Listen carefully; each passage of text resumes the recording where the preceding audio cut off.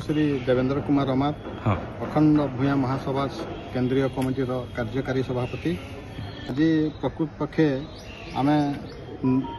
नुआ सरकार नुआ आशा एवं उद्दीपना नहीं कि गोटे प्रस्ताव रखी से नुआ सरकार को आम ढेर सारा प्रशंसा करुछु।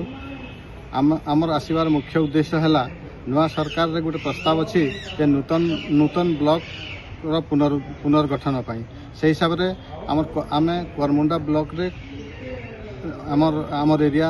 अंतर्भुक्त होना अच्छे जो द्वारा कि करमुंडारू आमर 10टा पंचायत हाराहारी 30-35 किलोमीटर दूर रे अच्छे ब्लॉकटा सब प्रकार असुविधा डायरेक्ट आम जाइना वीडियो महोदय के साक्षात कर नहीं पार्बार आमर उन्नतिमूलक कार्य बाधा प्राप्त होचे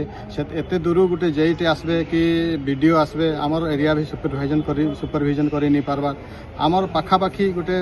माने ब्लॉक हेले रायबगार प्रस्तावित ब्लॉक हेले आम ढेर सारा आम सुविधा पाई पारूँ बोलिकिना आमर आशा ये आशा नहीं कि आम नुआ सरकार के कलेक्टर माध्यम रे आम आमर दाबी उपस्थापन करिछु।